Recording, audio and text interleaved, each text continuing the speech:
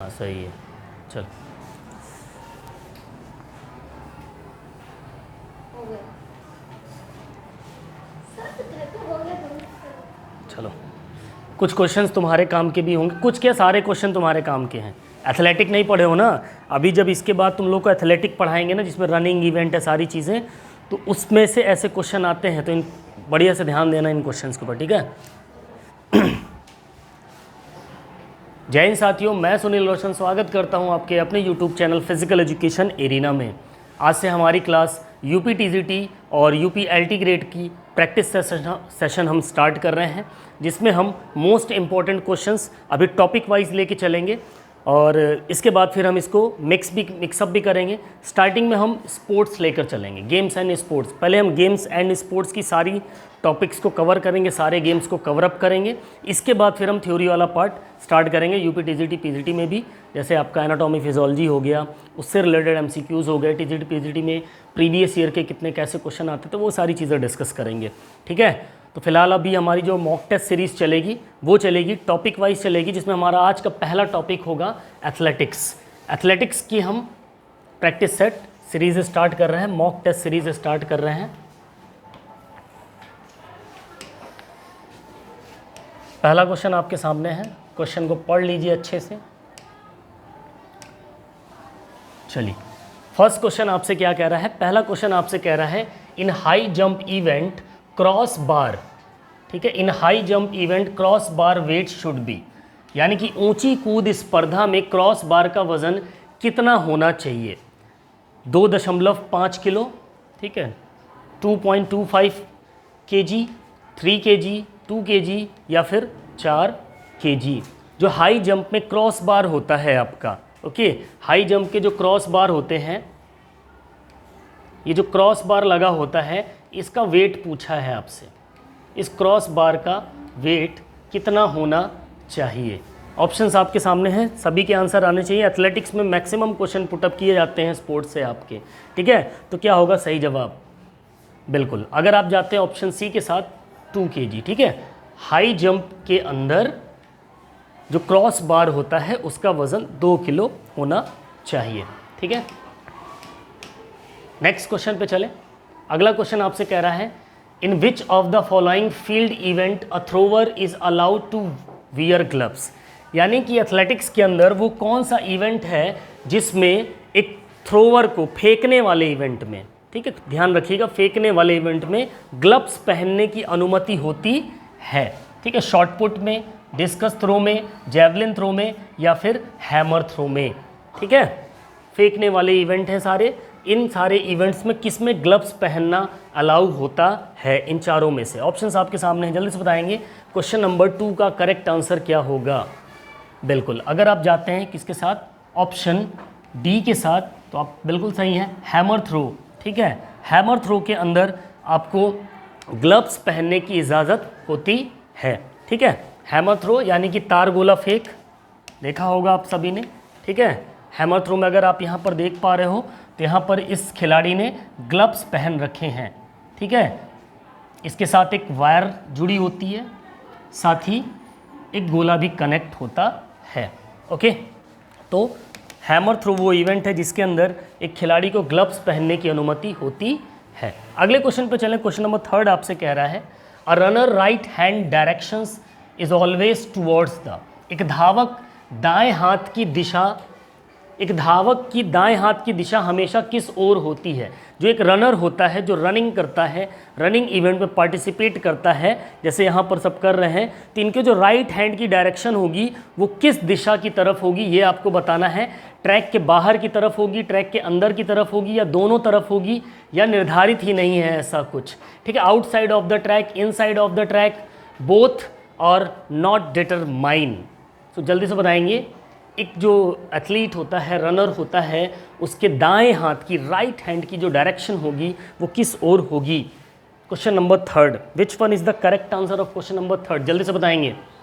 बिल्कुल अगर आप जाते हैं किसके साथ, आउटसाइड ऑफ द ट्रैक, ठीक है, ट्रैक के बाहर की तरफ। हमेशा ध्यान रखिएगा, एक जो रनर होता है, एक धावक होता है, उसके जो राइट हैंड की डायरेक्शन होती है वो ट्रैक के बाहर की तरफ होती है।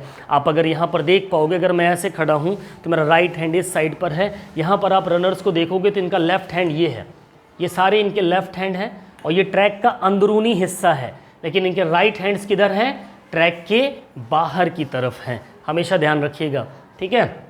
चलिए अगले क्वेश्चन की बात करें तो नेक्स्ट क्वेश्चन आपसे कह रहा है, एक इंपॉर्टेंट क्वेश्चन है, मैक्सिमम नंबर ऑफ एग्जाम्स में पूछा हुआ सवाल है, question number 4।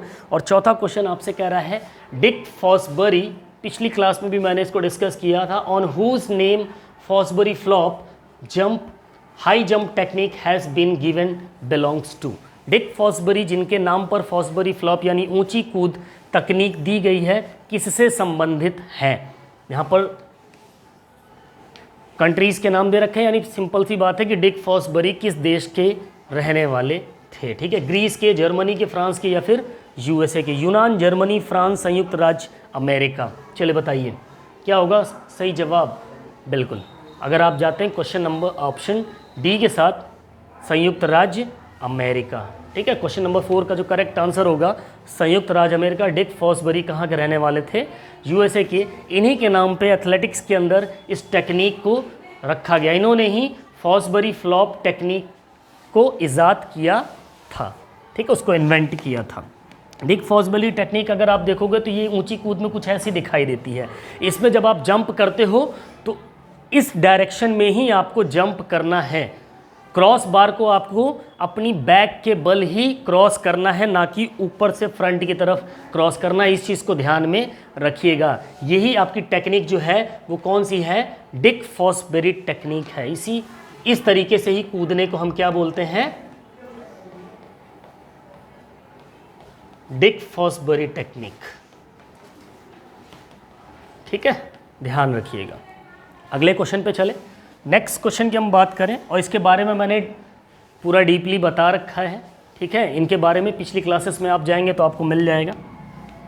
Next question, question number 5, पांचवा क्वेश्चन आपसे क्या कह रहा है, विच of the following game is not included in heptathlon. निम्नलिखित में से कौन सा खेल हेप्टाथलॉन में शामिल नहीं है। हेप्टाथलॉन में कौन से खेल इसमें से शामिल नहीं है, high jump, long jump, discus throw, javelin throw, ठीक है। ऊंची कूद, लंबी कूद, भाला फेंक या डिस्कस थ्रो। हेप्टाथलॉन एक इवेंट है, उस इवेंट के अंदर इनमें से कौन से गेम शामिल नहीं है, ठीक है, इसको बताना है, ठीक। चलिए, सो हेप्टाथलॉन इवेंट के अंदर कौन से खेल शामिल नहीं है, निम्नलिखित में से कौन सा खेल हेप्टाथलॉन में शामिल नहीं है। क्वेश्चन आपके सामने, high jump, long jump, discus throw और जेवलिन थ्रो। एक बहुत ही इंपॉर्टेंट क्वेश्चन है, ठीक है, ध्यान रखिएगा। डेकाथलॉन, हेप्टाथलॉन, यहाँ से क्वेश्चन आपके पूछे जाते हैं, ठीक है। डेकाथलॉन और हेप्टाथलॉन,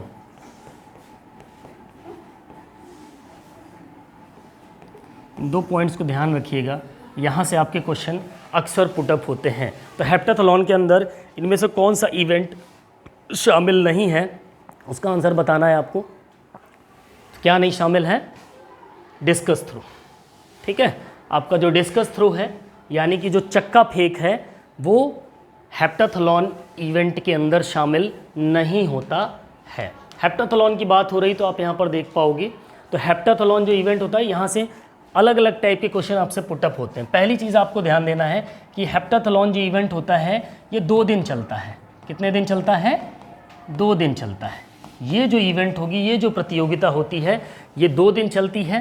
तो डे 1 की अगर हम बात करें तो डे 1 में इसमें 100 meter hurdle, high jump, shot put, 200 meter sprint, यानी कि एक तो आपकी रनिंग हो गई, रनिंग इवेंट हो गया फर्स्ट डे, फिर एक जंपिंग इवेंट हो गया, फिर एक थ्रोइंग इवेंट हो गया, फिर एक रनिंग इवेंट हो गया, ठीक है। अब यहाँ पर आप चीज़ ध्यान दीजिएगा, पहले दिन 2 रनिंग इवेंट होते हैं, एक जंपिंग इवेंट होता है, एक थ्रोइंग इवेंट होता है। यहाँ से भी क्वेश्चन आपसे पुटअप करेगा, ठीक है। और पहले दिन कितने इवेंट होते हैं, 1, 2, 3 और 4, ठीक है। पहले दिन 4 इवेंट होंगे, जिसमें से 2 कौन से इवेंट होंगे, रनिंग के होंगे, बाकी एक जंपिंग का होगा और एक थ्रोइंग का होगा। दूसरे दिन की हम बात करें तो दूसरे दिन कितने इवेंट होते हैं? 3 इवेंट होते हैं, जिसमें एक होगा आपका जंपिंग का, एक होगा आपका थ्रो का और एक होगा आपका रनिंग का। ठीक है, ये ध्यान रखिएगा, यहाँ से भी आपसे क्वेश्चन पुटअप होता है। और हेप्टाथलॉन के अंदर टोटल कितने इवेंट होते हैं? 7 इवेंट्स होते हैं। ठीक है, क्लियर इतनी चीज़। और ये जो होती है ये वुमेन्स के लिए होती है, ये भी ध्यान रखिएगा। ये जो प्रतियोगिता होती है वो किसके लिए होती है? महिलाओं के लिए होती है। पुरुषों के लिए जो होती है वो डेकाथलॉन होती है। ठीक है, महिलाओं के लिए हेप्टाथलॉन होती है। इतने पॉइंट्स आपको ध्यान में रखने चाहिए। यहाँ से आपके क्वेश्चन पुटअप होता है। अगला क्वेश्चन नंबर 6 आपसे कह रहा है, बहुत इंपॉर्टेंट क्वेश्चन है। The diameter of the throwing circle in short put throwing is, यानी कि गोला फेंक में फेंकने वाले वृत्त का जो सर्किल होता है फेंकने वाला, उसका व्यास यानी कि डायमीटर कितना होता है? 2.5 मीटर, 2.135 मीटर, 3.5 मीटर या 3.135 मीटर। एक इंपॉर्टेंट क्वेश्चन है, क्या होगा इसका सही जवाब? सभी के आंसर आने चाहिए। बिल्कुल, अगर आप जाते हैं ऑप्शन बी के साथ तो आपका आंसर सही होगा। 2.135 मीटर जो होता है वो आपका डायमीटर होता है, व्यास होता है शॉर्ट पुट के थ्रोइंग सर्कल का। ठीक है, शॉर्ट पुट के थ्रोइंग सर्कल की मैं बात करूं तो कुछ ऐसा सेक्टर आपको दिखता है शॉर्ट पुट का। तो शॉर्ट पुट का जो थ्रोइंग सर्कल होता है ये आपका थ्रोइंग सर्कल है शॉर्ट पुट का। ठीक है, इसमें क्या पूछा है? डायमीटर पूछा है, व्यास पूछा है। यहाँ से यहाँ तक की जो इसकी पूरी मार्किंग होगी ये 2.135 मीटर होगी। इस चीज़ को ध्यान दीजिएगा।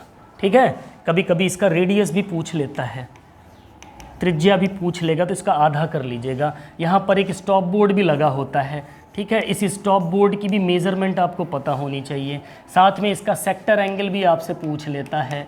ठीक है, इन सब की प्रॉपर हम एक थ्योरी क्लास भी लाएंगे जिसमें हम बहुत अच्छे से इनको डिस्कस करेंगे। अभी आपके सामने ये है कि एथलेटिक में एक्चुअल में किस टाइप के क्वेश्चन आपसे पुटअप होते हैं। सारे के सारे फिल्टर क्वेश्चन है, मैक्सिमम नंबर ऑफ एग्जाम से पूछे हुए क्वेश्चन हैं।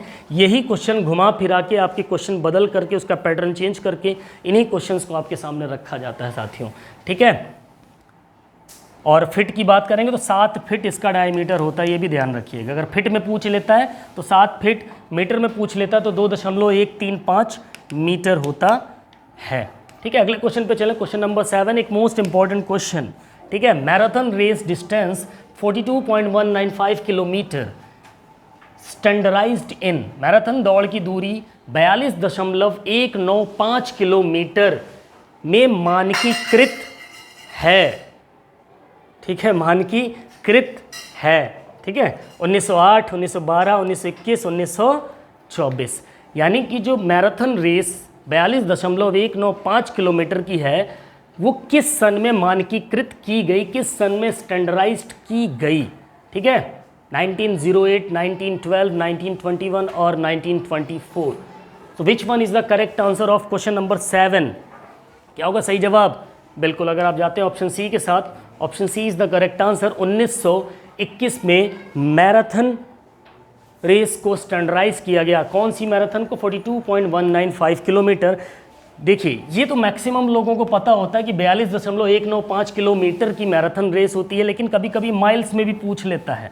ठीक है, तो मील्स में भी आपको याद होनी चाहिए। 26 माइल और 385 यार्ड, यानी कि 26 मील 385 गज इसकी डिस्टेंस होती है, और मीटर में पूछ लेगा तो 42.195 किलोमीटर। ओके, ध्यान रखिएगा।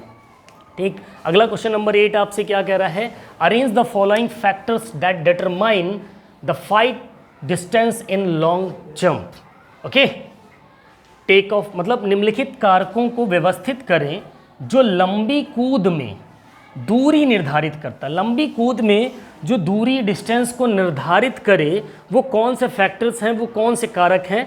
टेक ऑफ एंगल होगा, टेक ऑफ हाइट होगा, टेक ऑफ वेलोसिटी होगा, एयर रेजिस्टेंस होगा। ठीक है, टेक ऑफ कोण, टेक ऑफ ऊंचाई, टेक ऑफ वेग या वायु प्रतिरोध। कोड्स आपके यहाँ पर दे रखे हैं, इन कोड्स के सराउंडिंग आपको आंसर देने हैं। ठीक है, जल्दी से बताएंगे फटाफट। क्वेश्चन नंबर 8 का करेक्ट आंसर क्या होगा? सभी के आंसर आने चाहिए। चलिए, क्वेश्चन नंबर 8 का जो करेक्ट आंसर होगा वो क्या होगा, इनको सही सीक्वेंस में लगाना है, ठीक है। तो सबसे नंबर 1 पे जो आपका आएगा, फर्स्ट नंबर पे आपका आएगा टेक ऑफ वेलोसिटी, ठीक है। सही, टेक ऑफ वेलोसिटी आपका पहले नंबर पे आ जाएगा। दूसरे नंबर की अगर हम बात करें तो दूसरे नंबर पे आ जाएगा आपका टेक ऑफ एंगल, ठीक है, ये सेकंड नंबर पे हो जाएगा take off angle. Third number की बात करें तो टेक ऑफ हाइट हो जाएगा, और फोर्थ नंबर की बात करें तो एयर रेजिस्टेंस हो जाएगा, ठीक है, ये ध्यान रखिएगा। तो ऑप्शन डी यहाँ पर आपका करेक्ट आंसर हो जाएगा। सबसे पहले आएगा टेक ऑफ वेलोसिटी, ठीक है। देख लेते हैं यहाँ पर, ध्यान से देखिए, ये आपका क्या है, लॉन्ग जंप में जो आपका क्या होता है, दूरी निर्धारित करता है, यानी कि आप ज़्यादा से ज़्यादा लंबी डिस्टेंस में कूद सकें, ज़्यादा से ज़्यादा कूदते वक्त ज़्यादा से ज़्यादा दूरी आप तय कर सकें। उनमें 4 फैक्टर्स बहुत इंपॉर्टेंट होते हैं, ठीक है। कौन कौन से, सबसे पहला आएगा आपका कौन सा, टेक ऑफ वेलोसिटी, फिर सेकंड नंबर पे आपका आ जाएगा take off angle, third number पे टेक ऑफ हाइट, एंड चौथे नंबर पे एयर रेजिस्टेंस, ठीक है। Approach, take off, flight and landing, okay.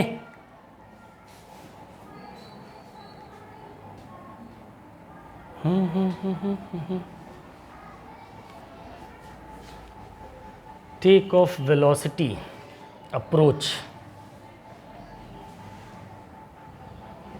Approach में ही आपकी टेक ऑफ वेलोसिटी हो जाएगी, टेक ऑफ हाइट, ठीक है, यहाँ तक आपकी टेक ऑफ वेलोसिटी हो रही है, टेक ऑफ हाइट हो रही है, हाइट को ले रहा है ना। फिर इसके बाद तीसरे नंबर पे क्या दे रखा था, टेक ऑफ वेलोसिटी, फिर take off angle, okay, take off velocity, take off angle, लिख लेते हैं। देखो यहाँ से आपकी टेक ऑफ वेलोसिटी हो रही है,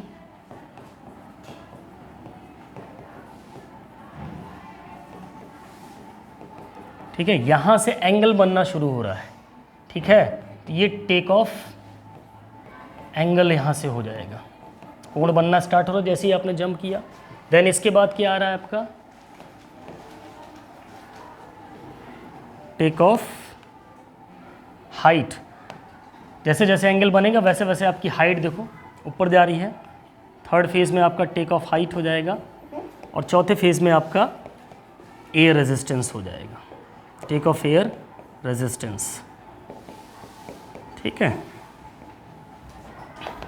चलिए अगला क्वेश्चन कह रहा है, क्वेश्चन नंबर 9, 9वां क्वेश्चन क्या कह रहा है, entry per event allowed in athletic event are, ठीक है। एथलेटिक इवेंट में प्रति इवेंट प्रवेश की अनुमति होती है। जो एथलेटिक में इवेंट्स होते हैं उसमें हर एक इवेंट के अंदर प्रवेश, कितने प्रवेश की अनुमति होती है, इवेंट आर अलाउड, यानी कि एक जो एथलीट होता है वो कितने इवेंट में participate, 1 minute, entry per event allowed in athletic event are, athletic के हर इवेंट के अंदर कितनी एंट्रीज अलाउड होती है, मतलब कितनी बार वो प्रतिभाग कर सकता है, ये बात हो रही है। काफ़ी बार पूछा गया हुआ सवाल है ये, 6 बार, 5 बार, 4 बार या 3 बार, काफ़ी आसान सा क्वेश्चन है, बट ये एक इंपॉर्टेंट क्वेश्चन है, सवाल संभावना रहती है। सो क्वेश्चन नंबर 9 का करेक्ट आंसर क्या हो जाएगा, सभी को पता होगा इसका आंसर, बिल्कुल 3 बार आपको मौका मिलता है, 3 बार में जो आपका बेस्ट परफॉर्मेंस होता है, ठीक है, इस 3 बार में जो आपका बेस्ट परफॉर्मेंस होगा वही आपका मेन रिकॉर्ड में जाता है, उसी के बिहाफ पे आप जीतते हैं किसी इवेंट को, आपकी स्कोरिंग की जाती है, ठीक है। नेक्स्ट क्वेश्चन नंबर 10, 10वां क्वेश्चन आपसे कह रहा है, विच of the following is not a technique crouch start in athletics, निम्नलिखित में से कौन सी तकनीक एथलेटिक्स में क्राउच स्टार्ट नहीं, पिछली क्लास में मैंने क्राउच स्टार्ट काफ़ी अच्छे से डिस्कस किया था, ठीक है। तो क्राउच स्टार्ट किसकी टेक्निक नहीं है, ठीक है। क्राउच स्टार्ट में इन चारों में से कौन सी टेक्निक नहीं है क्राउच स्टार्ट की, बंच और bullet start, medium start, elongated start या रिवर्स स्टार्ट। पिछली क्लास में जिन भी दोस्तों ने मेरी क्लास अटेंड की होगी इसका आंसर बहुत ही आराम से दे लोगे। क्या होगा इसका सही जवाब, बिल्कुल अगर आप जाते हो ऑप्शन डी के साथ तो ऑप्शन डी यहाँ पर सही होगा। रिवर्स स्टार्ट आपका क्राउच स्टार्ट के अंदर नहीं आता है, ठीक है, रिवर्स स्टार्ट आपका क्राउच स्टार्ट में नहीं आता, यानी कि बंच और बुलेट स्टार्ट, मीडियम स्टार्ट और इलोंगेटेड स्टार्ट, यही 3 प्रकार के आपके कौन से स्टार्ट होते हैं, क्राउच स्टार्ट होते हैं। ठीक है, यही 3 प्रकार के आपके क्राउच स्टार्ट होते हैं। एक स्टैंडिंग स्टार्ट भी होता है। स्टार्ट की बात करें तो 2 प्रकार के स्टार्ट होते हैं आपके। ठीक है, एथलेटिक में रनिंग इवेंट के अंदर आपके 2 प्रकार के स्टार्ट होंगे। पहला होगा स्टैंडिंग स्टार्ट, यानी खड़े खड़े रनिंग को स्टार्ट करना। दूसरा होता है क्राउच स्टार्ट, जिसके अंदर ये तीनों ही आ जाते हैं, बंच और बुलेट स्टार्ट, मीडियम स्टार्ट और इलोंगेटेड स्टार्ट। ठीक है, स्टैंडिंग स्टार्ट की बात करें तो ये middle and long distance running event के लिए होती है, यानी कि मध्यम और लंबी दूरी की दौड़ों के लिए। ठीक है, जो आपका स्टैंडिंग स्टार्ट होता है वो मध्यम और लंबी दूरी की दौड़ के लिए होता है, और जो क्राउच स्टार्ट होता है वो शॉर्ट डिस्टेंस के लिए होता है, या फिर स्प्रिंट्स के लिए होता है, स्प्रिंट्स में इस्तेमाल होता है। ठीक है, ध्यान रखिएगा इस चीज़ को। अगला क्वेश्चन है, क्वेश्चन देख लेते हैं यहाँ पर। ये आपका जो सामने डायग्राम दिख रहा है ये स्टैंडिंग स्टार्ट पोजीशन में है। ठीक है, इमेज आपको सही से विजिबल है कि नहीं है, विजिबल है। ठीक है, तो स्टैंडिंग स्टार्ट में पोजीशन कुछ नहीं होती, सिर्फ सिंपल सी होती है, आपको खड़े खड़े ही अपना रनिंग स्टार्ट करना है, यही आपकी स्टैंडिंग स्टार्ट होती है। और ये लॉन्ग डिस्टेंस के लिए होती है। स्टैंडिंग स्टार्ट किसके लिए होती है, लॉन्ग एंड मीडियम डिस्टेंस के लिए, ध्यान रखिएगा। वहीं अगर हम क्राउच स्टार्ट की बात करें तो क्राउच स्टार्ट आपको दिख जाएगा यहाँ पर, तीनों प्रकार जो दे रखे हैं। बंच स्टार्ट में पोजीशन कुछ ऐसी होती है, मीडियम स्टार्ट में ऐसी होती है, और इलोंगेटेड स्टार्ट में ऐसी पोजीशन होती है। ठीक है, नेक्स्ट क्वेश्चन नंबर 11। 11वां क्वेश्चन आपसे कह रहा है weight of discus for womens event is, महिलाओं की स्पर्धा के लिए डिस्कस का वजन कितना होता है। ठीक है, weight of discus for womens, यानी कि जो डिस्कस थ्रो होता है, जो चक्का फेंक होता है, उसमें महिलाओं को इस चक्के का वजन कितना होता है। 4 किलो, 3 किलो, 2 किलो, या फिर 1 किलो। बहुत ही आसान लेकिन एक इम्पॉर्टेंट क्वेश्चन पूछा गया सवाल है, कई बार पूछा गया। चलिए बताइए क्वेश्चन नंबर 11 का करेक्ट आंसर क्या होगा। बिल्कुल, अगर आप जाते हैं ऑप्शन डी के साथ, सही है, 1 किलो। महिलाओं के लिए इसका वज़न कितना होगा, 1 kg होगा। वहीं अगर आपसे पूछ ले क्या कि इस डिस्कस का वजन पुरुषों के लिए कितना होगा, मेंस के लिए कितना होगा, तो ये होगा 2 किलो, 2 kg। ठीक है, 1 किलो बढ़ा दिया था, जस्ट दुगना हो जाता है। ठीक है, नेक्स्ट क्वेश्चन नंबर 12। 12वां क्वेश्चन आपसे क्या कह रहा है, विच of the following is not technique used by high jumper. जो हाई जंपर होते हैं, ऊंची कूद के खिलाड़ी होते हैं, वो इनमें से कौन सी टेक्निक का इस्तेमाल नहीं करते हैं, पूछा है। Straddle roll, Fosbury flop style, gliding style, scissor style. निम्नलिखित में से कौन सी तकनीक ऊंची कूद द्वारा उपयोग में की जाने वाली तकनीक नहीं है। ठीक है, चलिए बताइए, स्टेडल रोल होगा कि फॉसबरी फ्लॉप होगा, ग्लाइडिंग शैली, कैंची की शैली। फॉसबरी फ्लॉप तो अभी हमने देख ली थी, होती है। ठीक है, स्टेडल रोल भी होती है। बताइए, ये दोनों तो है ही हैं। क्या होगा क्वेश्चन नंबर 12 का सही जवाब, बिल्कुल जो नहीं है वो ग्लाइडिंग स्टाइल नहीं है। ठीक है, ग्लाइडिंग का मतलब क्या होता है, फिसलना, यहीं से पता चल जाएगा आपको। अब फिसलना, ऊंची कूद में फिसलने से क्या रिलेटेड होगा, कोई मतलब नहीं होगा। ठीक है, सीजर स्टाइल, कैंची की तरह स्टाइल्स होती है, तो ABC तो है, यानी C आपका करेक्ट आंसर हो जाएगा। ये एक ऐसी टेक्निक है, ग्लाइडिंग स्टाइल कोई स्टाइल नहीं है।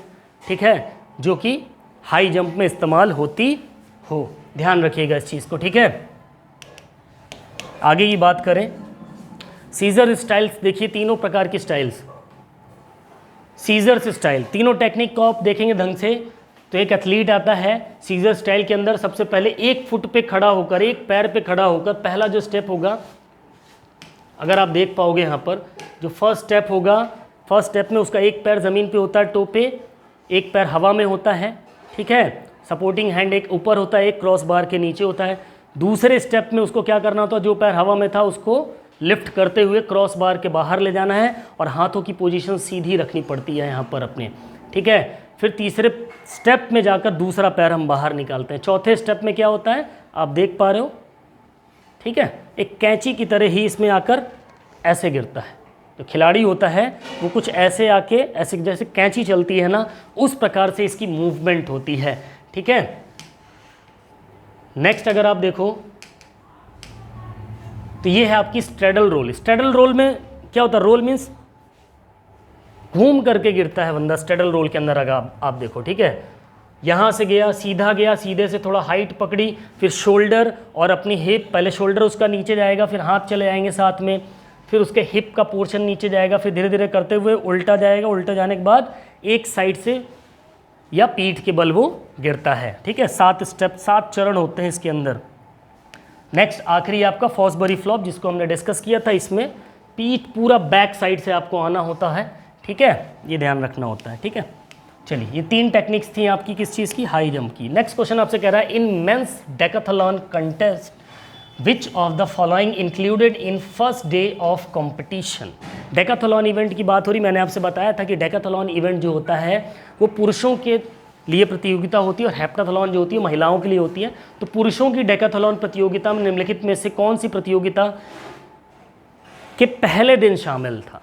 ठीक है, फर्स्ट डे डेकाथलॉन में कौन से इवेंट शामिल होते हैं, discus throw, pole vault, shot put और 1500 मीटर रेस। चलिए बताइए, एक मोस्ट इंपॉर्टेंट क्वेश्चन है, क्वेश्चन नंबर 13, महत्वपूर्ण प्रश्न है, पेपर में पूछा जाने वाला सवाल है। क्या होगा क्वेश्चन नंबर 13 का सही जवाब।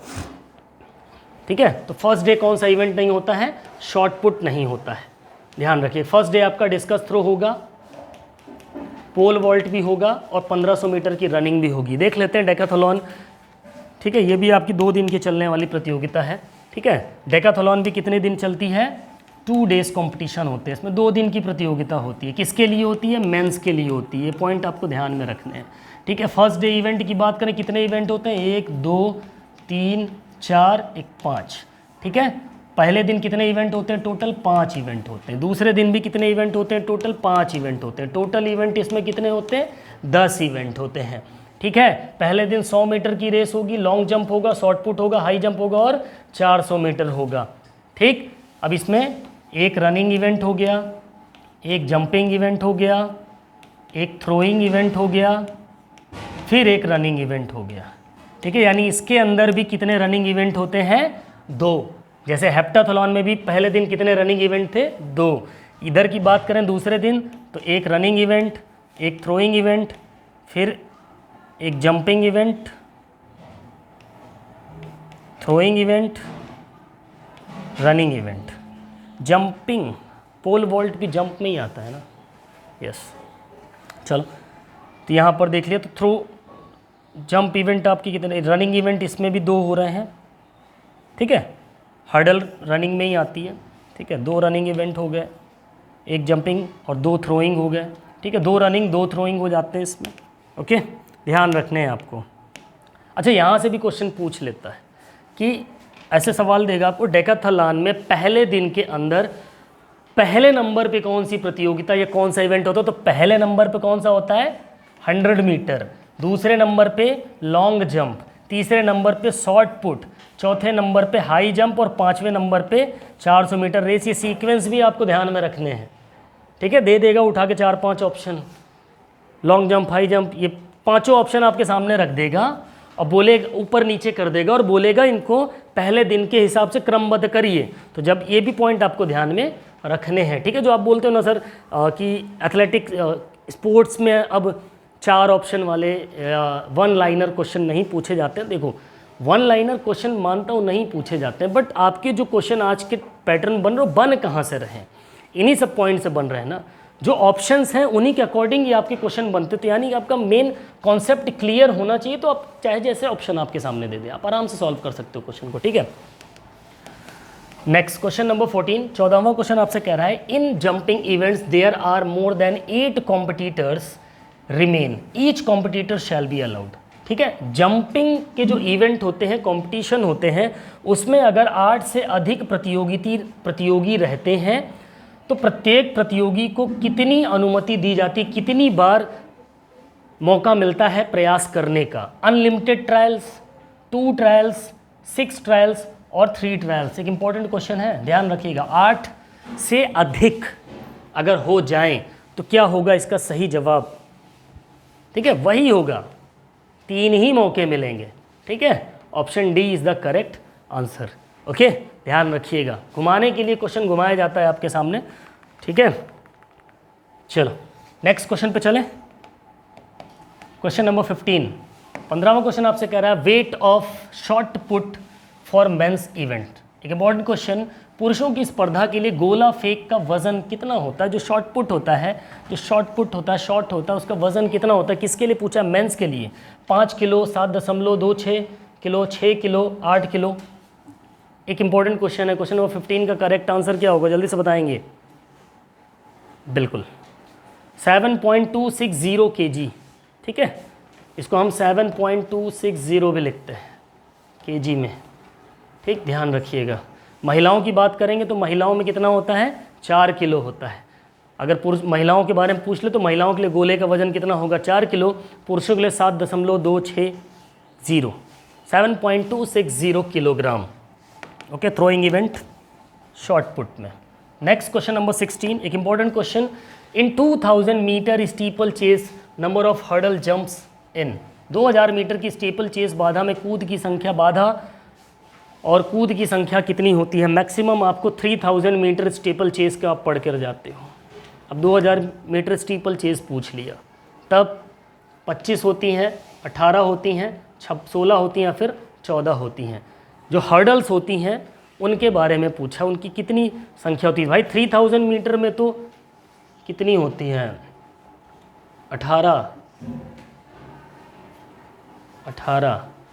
18 हर्डल और 7 वाटर जंप होती हैं, है ना? तो 2000 मीटर में कितनी होगी? 16वां क्वेश्चन।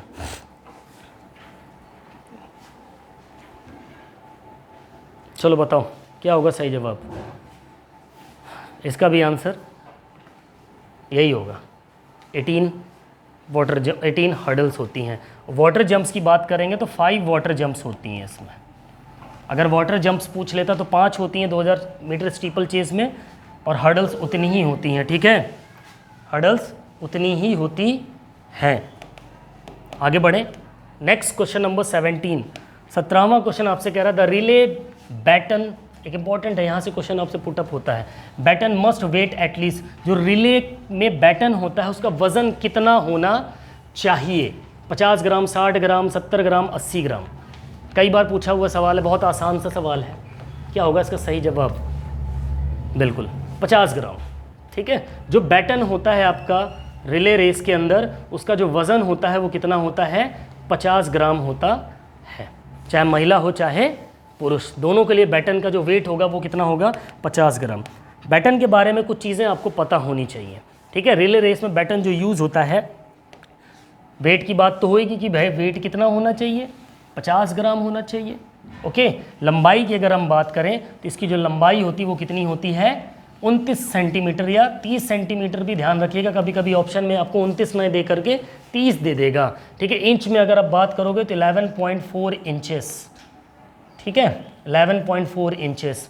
ठीक, इसके डायमीटर की बात करोगे, इसकी जो डायमीटर है, इसका जो सर्कल है, इसका जो व्यास अगर हम लेंगे तो 3.8 सेंटीमीटर 3.8 सेंटीमीटर होगी या 1.5 इंच होगी।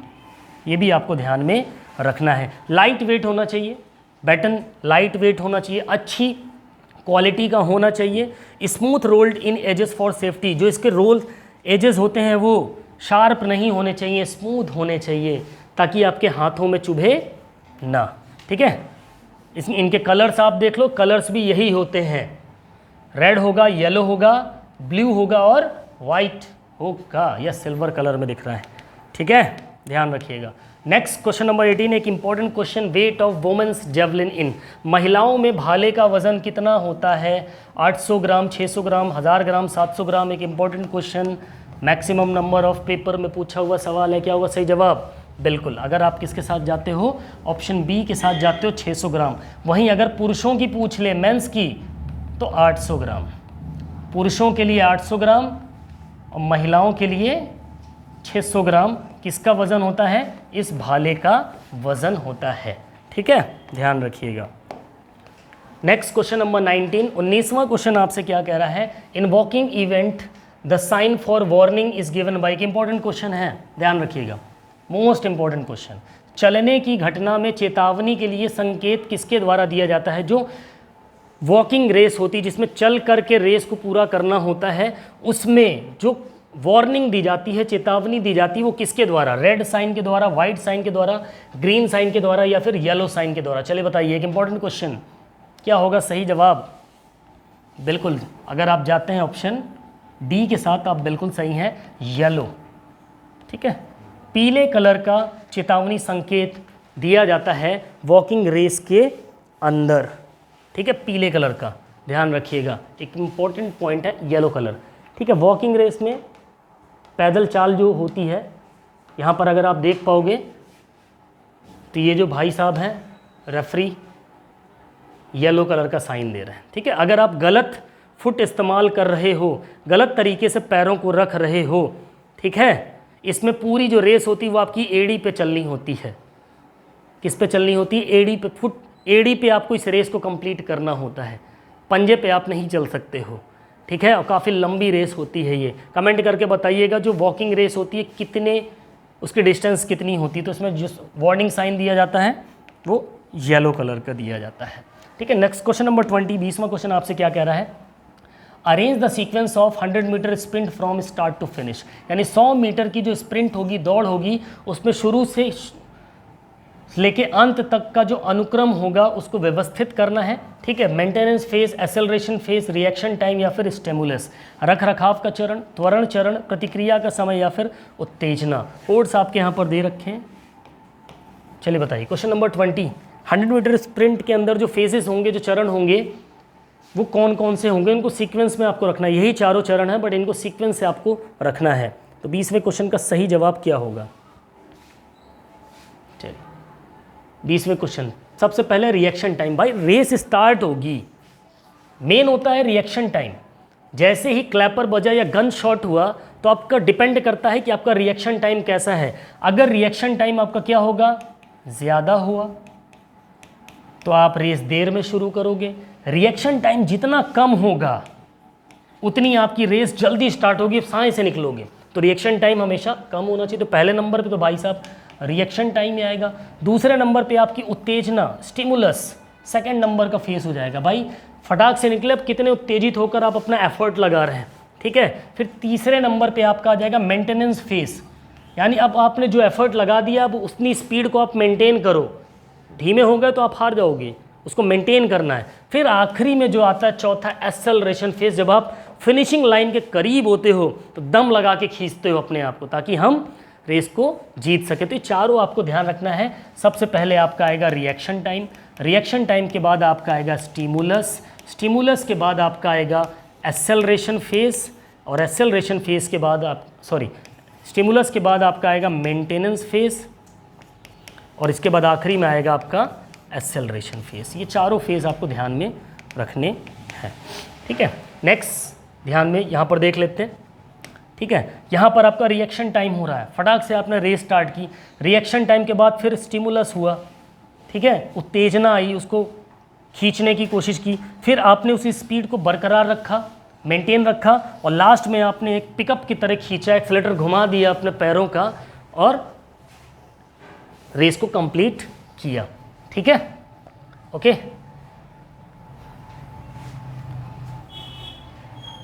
ट्रांजिशन, मैक्सिमम वेलोसिटी, मेंटेनेंस, यहाँ पर कुछ पॉइंट्स दिए, ध्यान रखिए। जो ड्राइव फेज़ होता है 0 से लेके 10 मीटर के बीच में होगा। ट्रांजिशन फेज़ जो होगा वो 11 से लेके 35 मीटर डिस्टेंस। मैक्सिमम वेलोसिटी जो आप लेते हो वो 36 से लेके 60 मीटर के बीच में, और मेंटेन करते हो आप 61 से लेके 100 मीटर के बीच में। ठीक है, वैसे यहाँ से पूछता कम है, बट फिर भी आप इसको नोट डाउन करके रखिएगा। और कुछ इसका ग्राफ दे रखा है 100 मीटर स्प्रिंट के जो फेजेस होते हैं। ठीक है, जैसे रिएक्शन की फेज़ की बात करें तो वो 1% होता है, 1%। ठीक है, ब्लॉक क्लियरेंस होते हैं आपके 5%। एक्सेलरेशन फेज सबसे ज़्यादा मायने रखता है 100 मीटर स्प्रिंट के अंदर। तो अगर ऑप्शंस आपसे दे दे कि 100 मीटर की स्प्रिंट के अंदर reaction time, block clearance, acceleration, maintenance, maximum velocity, फिर लेसन डिग्री ऑफ डिक्लेरेशन, इन पांचों में से सबसे ज़्यादा महत्व अगर किसका है तो वो एक्सेलरेशन फेज का है। इसी के बिहाफ पे आप उस रेस को जीत पाते हो। ठीक है, next question number 21, the distance of fourth full stagger marked in 400 metre track. लो भैया, ये एक मोस्ट इंपॉर्टेंट पॉइंट है, ध्यान रखिएगा। स्ट्रैगर कंफ्यूज करने वाले क्वेश्चन होते हैं, इनको आपको रटने पड़ेंगे। अगर आपको भाई एग्जामिनेशन हॉल के अंदर स्ट्रैगर निकालने का टाइम नहीं होता है, ठीक है, तो इससे बढ़िया है कि आप 8 लेन के स्ट्रैगर को रट मारिए, यही एक अच्छा उपाय है। ठीक है, अपनी अपनी टेक्निक से आप उसको रट सकते हो। तो 400 मीटर ट्रैक के अंदर जो चौथे लेन का स्ट्रैगर होता है, ठीक है, उसकी लेंथ कितनी होती है? 22.37 मीटर, 23.48 मीटर, 20.38 मीटर या फिर 21.38 मीटर। हमेशा ध्यान रखिएगा, staggers allowed athletes to cover same distance. Stagger इसीलिए दिया जाता है ताकि एथलीट को सही डिस्टेंस हो, क्योंकि हमारा ट्रैक ऐसा होता है कुछ, है ना। अब जो 100 मीटर का ट्रैक होगा ना, वो पहला वाला ही होगा। ठीक है, 8 लेन होती हैं इसमें, ठीक है, मान लो 8 लेन होती हैं, तो जो पहला वाला जो बंदा यहाँ खड़े होकर चक्कर मारेगा, ये तो 400 मार लेगा, लेकिन दूसरे वाले के लिए तो बढ़ गई ना डिस्टेंस, उसका कर्व यहाँ बढ़ जाता है, तो वो 400 से ज़्यादा करेगा। इसीलिए स्ट्राइगर दिए जाते हैं। पहला वाला यहाँ खड़ा होगा, तो दूसरा यहाँ खड़ा होगा, तीसरा यहाँ खड़ा होगा, उनको थोड़ा आगे खड़ा करते हैं, देखा होगा आपने जब रेस शुरू होती है ना। तो बताइए कितना स्ट्राइगर दिया जाता है? चौथे लेन का पूछा है, क्या होगा सही जवाब क्वेश्चन नंबर 21 का, चौथे लेन का। Option A is the correct answer. ठीक है, 22.37 मीटर।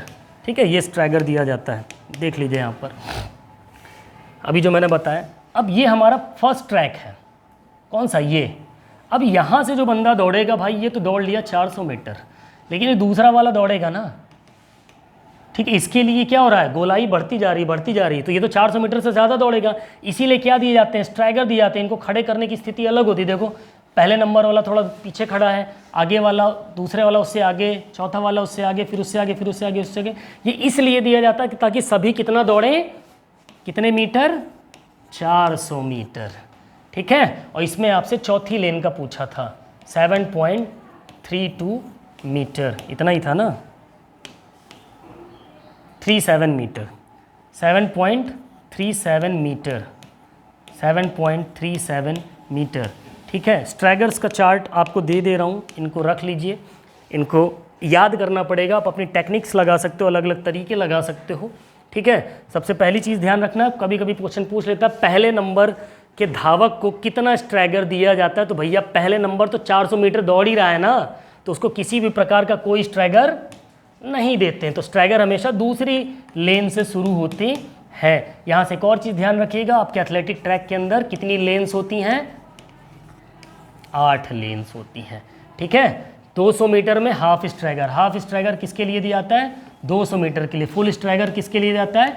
400 मीटर के लिए। ठीक है, ये आपको ध्यान में रखना है। इनको आप स्क्रीनशॉट ले लीजिए, नोट डाउन कर लीजिए। ठीक है, बाकी पीडीएफ तो आपको व्हाट्सअप ग्रुप में अवेलेबल हो जाएगी। जो भी साथी मेरे व्हाट्सअप ग्रुप में नहीं कनेक्ट है, कनेक्ट हो जाएगा। मैं डिस्क्रिप्शन के अंदर व्हाट्सअप ग्रुप का लिंक डाल दूंगा अपने, जहाँ पर आपको सारी पीडीएफ यहाँ की फ्री ऑफ कॉस्ट अवेलेबल हो जाती है ना। क्वेश्चन नंबर 22, 22वां क्वेश्चन एक इंपॉर्टेंट क्वेश्चन आपसे कह रहा है, the diameter of the throwing circle is in discus throw. इस डिस्कस थ्रो में जो थ्रोइंग सर्किल होता है उसका डायमीटर यानी कि व्यास कितना होता है? जो डिस्कस थ्रो है, ठीक है, चक्का फेंक, उसका जो व्यास होगा इसका वो कितना होता है? 2.135 मीटर, 2.5 मीटर, 3.5 मीटर या 3.135 मीटर।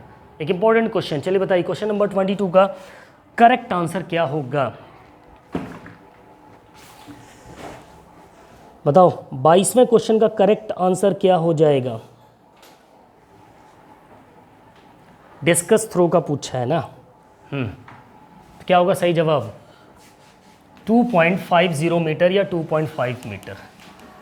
ठीक है, ध्यान रखिएगा। शॉर्ट पुट का होता तो 2.135 मीटर हो जाता। 135 है शॉर्ट पुट का, 360, हाँ 2.135। ठीक है, now question number 23, which of the following technique is not used in long jump event. लंबी कूद के इवेंट के अंदर इनमें से कौन सी टेक्निक नहीं इस्तेमाल होती है? चलिए बताइए, sail style, Fosbury flop style, hitch kick style, hang style. आसान क्वेश्चन नंबर 23 का करेक्ट आंसर क्या हो जाएगा? बिल्कुल option B is the correct answer. ये जो बी है ये आपकी हाई जंप की टेक्निक है। और यहाँ पूछा किसका है? लॉन्ग जंप का पूछा, बाकी ये तीनों ही आपकी लॉन्ग जंप की टेक्निक्स होती हैं। ठीक है, देख लीजिए यहाँ पर तीनों हैं। सेल स्टाइल ऐसी होती, हैंगिंग स्टाइल ऐसी होती, हिच किक स्टाइल ऐसी होती। पीडीएफ मिल जाएगी, आराम से इसको एनालिसिस करिएगा। Next question number 24, the length of exchange zone in 4 × 100 metre relay race. 100 × 4 × 100 metre relay race के अंदर जो एक्सचेंज जोन होता है उसकी लंबाई 20 मीटर, 25 मीटर, 30 मीटर या फिर 15 मीटर। चलिए बताइए क्वेश्चन नंबर 24 का करेक्ट आंसर क्या होगा? एक इंपॉर्टेंट क्वेश्चन है आपके सामने, जल्दी से बताएंगे। बिल्कुल, इसका जो करेक्ट आंसर होगा that is option A is the correct answer. 20 metre का एक्सचेंज जोन होता है। जो बैटन को एक्सचेंज जोन किया जाता है वो इतनी डिस्टेंस पे होता है। यहाँ पर आप देख पा रहे हैं फ्लाई जोन 10 मीटर का होता है, ये भी ध्यान रखिएगा, और 20 मीटर का आपका बैटन एक्सचेंज जोन होता है। ठीक है, ओके। यही आपका एक्सेलरेशन जोन भी होता है जिसको हम फ्लाई जोन बोलते हैं। यहाँ से भी आपसे क्वेश्चन पुटअप कर लेता है। चलिए नेक्स्ट क्वेश्चन की बात करें। अगला क्वेश्चन कह रहा है in 110 metre hurdle race, 110 metre hurdle race के अंदर फिनिश लाइन से अंतिम बाधा की दूरी कितनी होती है? इंपॉर्टेंट क्वेश्चन है, मैक्सिमम नंबर ऑफ एग्जाम पूछा गया। 15 मीटर, 13.72 मीटर, 14.02 मीटर या फिर 1.067 मीटर। चलो 25वें क्वेश्चन का करेक्ट आंसर क्या होगा? जल्दी से बताएंगे। बिल्कुल 14.02 metre, option C is the correct answer. ठीक है, 14.02 मीटर जो होती है वो फिनिशिंग लाइन जो होती है उससे अंतिम बाधा की डिस्टेंस होती है किसमें? 110 मीटर हर्डल के अंदर। ठीक है, यहाँ पर हाइट्स दे रखी है, इन चार्ट्स को आप स्क्रीनशॉट ले लीजिएगा। ठीक है, पीडीएफ में अवेलेबल रहेंगे। यहाँ से भी आपके क्वेश्चन पूछे जाते हैं कि 400 metre man junior girls, 100 metre youth, 100 metre women junior, 110 metre man, 110 metre junior man, इन सब में हर्डल्स की हाइट कितनी होती है, डिस्टेंस कितने से कितनी होती है, सारा दे रखा है। इनको एक बार बढ़िया से आप लोग बनाएंगे अपनी नोट्स में तो आराम से आपका चीज़ क्लियर हो जाएगा। ठीक है, आई होप आज की क्लास आपको पसंद आई होगी। ठीक है।